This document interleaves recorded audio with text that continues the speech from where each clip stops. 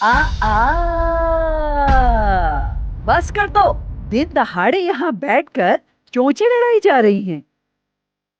थू है तुम।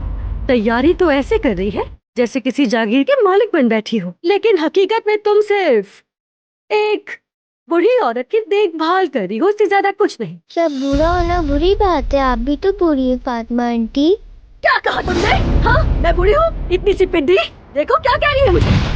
कोई मुझे नहीं ले जा सकता, मैं नहीं जाऊंगी। अगर आप चेकअप नहीं करवाएंगे तो मैं आइंदा अपना कोई चेकअप नहीं करवाऊंगा। हद है। अरे बाबा, मनाज साहिबा, चले हम दोनों चलते हैं, थोड़ी हवा खा लेंगे, एक एक कॉफी भी हो जाएगी।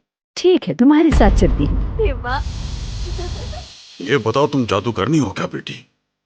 शायद ये नौजवान आपके मंगेतर हैं, ऐसा ही है ना?